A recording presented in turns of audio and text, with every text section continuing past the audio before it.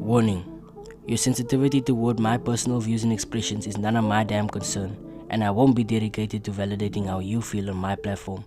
If you don't like my shit, click off and continue with your life. Or in fact, don't. Leave an email or write to me personally. I've got a plan for you. Anyways, welcome to Nighttime Talks with a Rare Vision Forever. My name is Chad Cameron, and this is episode. A few days ago, I've been laying in bed and stuff, right? And I felt very demotivated. I just woke up and I'm not getting up excited for the day. I'm not getting up trying to occupy myself or be useful or be effective. I'm just laying there, laying and visualizing things that I would wish I currently had in the form of desires, temptations. Things that I would chase for just to grant me this feeling that I wish I lived with currently. And yeah, that would just be the main thing that kind of kept me afloat in those depressive days, but also the same thing that caused me to stay in the loop, because instead of doing that, I could have had a lot more better habits. And that day I just sat to myself and I realized there is no specific cause for why I'm in this dump, for why I'm in this low. I am more upset about the fact that nothing upsets me now, and a lot more pessimistic to the fact that I have nothing to have an excuse about anymore. I've healed beyond wounds that have led straight to traumas from childhood, and now I'm finally freed and liberated from things that once kept me down as a child. But I don't feel liberated. My voids are finally filled, but now I still feel voided. It's like I realize that I've done all the inner work and all the healing, and I understand things, but the state of inner being that I've been practicing all along was always the problem. Not exactly what happened to me, but how I chose to react within my inner being. And I sat with myself and I realized that I've healed to the point where I should not be an embodiment of my past. I've healed to the point where I've kind of dissolved my origin story. So why am I sad? Why am I upset about the fact that I can't get upset about anything? Why am I still playing by the rules of a game I didn't even want to play, when I intended to live in a different paradigm with a different archetype, focusing on different things? I'm not gonna excel and succeed in my desired path trying to play by the rules of a game I've outgrown. And that's just something I had to accept. And to be honest, I've been lacking in practicing acceptance. I've been lacking in accepting the fact that I will have no sense of reassurance or no sense of validation or confirmation that once I jump into the unknown, I will be safe. I'm still trying to play by the older rules in new games that actually serve me. I'm trying to play by the old rules. I'm trying to validate old beliefs in new environments, in new realms of growth. And that is the only thing that is discouraging me. I think that now that there's nothing to resist, there's nothing to hide from, there's nothing to fight, there's nothing to protect. For some reason, to me that seems like I'm doing bad. Like those rules I play by was my measurements for how good I'm getting at this thing that I've been practicing, at the state of being I've been practicing. I've been romanticizing things that I shouldn't actually romanticize, and it sounds very pessimistic, it sounds very low, but I'm only expressing this to just make it clear to you guys that there are levels to the shit you want to go for, and the more you go for it, the more discouraged you will get in the process when you intend to feel more. enthusiastic and more passionate about it, you'll actually fail a lot more. You'll actually feel a lot more trial and error before you ever triumph. And that is something you just have to accept. And this is purely just the realest things that have been coming out of my mouth in this past few minutes.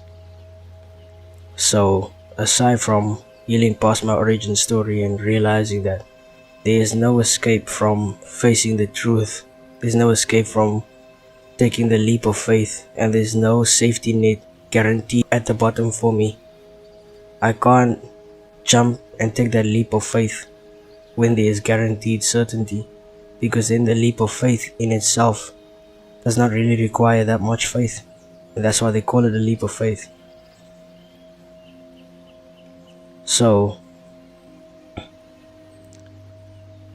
I had to over time analyze what I've been doing to chase after feelings, what I've been doing to wire my mind in the way that it is wired, and I needed to accept the fact that not only am I the program, but I am the programmer. And if I don't reprogram or program myself intentionally, I'll be programmed according to someone else's intentions. I realized that if I don't accept and walk and live in my purpose, I'll be fulfilling someone else's. And that came with one harsh truth. I cannot remain ignorant to my presence. And the more I practice ignorance towards my presence, the more I suffer. The more I practice awareness of my presence, the more I purify and the more I amplify. And although the purification process might seem painful and it might seem undesirable at first, because that means that you need to release the things you always wish to hold on to, that is actually the art of living intentionally. The art of living intentionally has one crucial rule. It is accepting the fact that things might not go in the way that you have intended it to go. And once you accept the fact that life might not unfold in the way that you intend for it to go, you can then work with what you've been given in a way that still commands an experience according to your truest intentions, in a way that you develop more faith inside and you're more grounded in your nature. You have more self-trust, you have more self-confidence, you have more self-belief, and you have delayed gratification, as well as a higher work ethic and stronger willpower. The art of living intentionally will not always be instantly gratifying. It will not always be instantly rewarding. It will not always be certain. And that's one thing about it. The core rule: acceptance. Acceptance followed by two more things: accountability and application. Coherent application. Being able to analyze who you intend to be and how you intend to live in every realm and every aspect of your life. Compare it to how you're currently living and see what you need to apply, and apply it. All this time I was waiting for a perfect moment, for perfect timing. All this time I was waiting for a perfect circumstance. All this time I was waiting for the green light. All this time I was waiting for something to validate my pursuit in things, or else I would still remain shameful in my innovations. But what I had to realize is that my choice alone is enough validation. My choice alone is valid enough for me to trust in. My choice alone is valid enough for me to dedicate my life to. My choice alone is valid enough for me to believe in 100% and commit to 100%.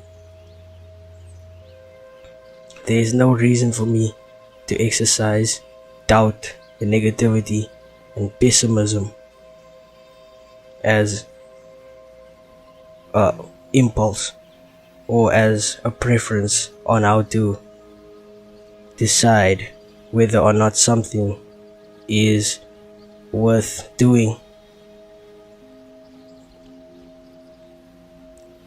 Success should not be optional or negotiable to the point that we are willing to settle for loss or settle for suffering if it is not promising enough.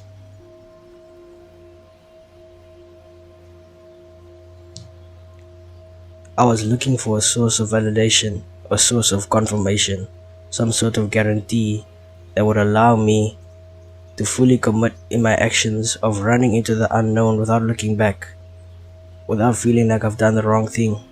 And what I realized is that I've been scared to fall short. I've been scared to witness failure. I've been scared to face things that I've feared.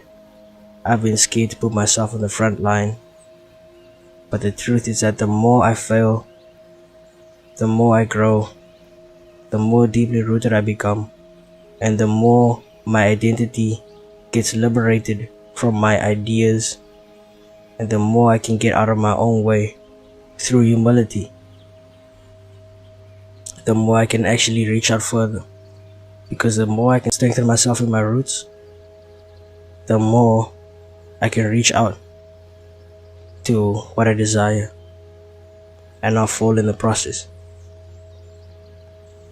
So I shouldn't fear falling short. Instead, I should do it with happiness.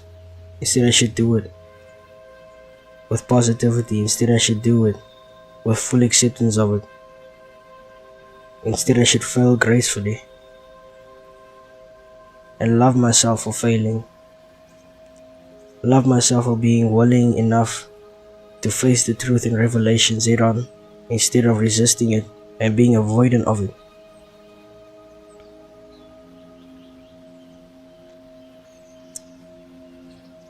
Living intentionally is now a lifestyle, a priority, not a task, but it is a way of life. And it is something I'm growing into a lot more with the days.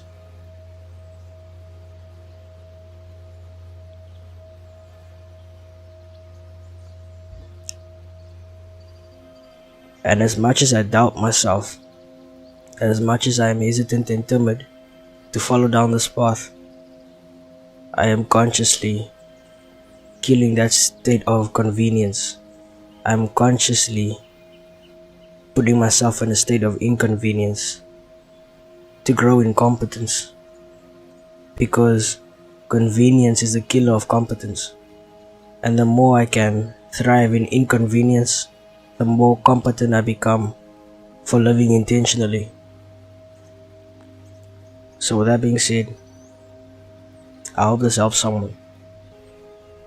I hope this helps someone to accept the fact that you need to take that leap of faith and not look back, and you need to fail, and you need things to not go the way you plan for it to go, and you need to fuck up, and you need to fall short, and you need to make mistakes, and you need to be disapproved, and you need to be made fun of, and you need to be laughed at, and you need to be discouraged, and you need to be abandoned, you need to be all of these things casted out, right? You need to just accept it. You need to be flawed. You need to face that darkness to really be as enlightened as you can. So strengthen your roots and your lows to reach to the furthest heights that you can when you grow. I love you. Thank you. One more thing. I just woke up, so avoid my voice, but I'm gonna leave you guys with some food for thought. If it is in failures and shortcomings where we grow to become better people, doesn't that just beg the question that perhaps the game is already complete and you are already complete, but the only challenge and hassle comes from you trying to grasp that and failing at it? Perhaps the only thing you need to do is have the right perspective and have a better grasp of things. Just think about that.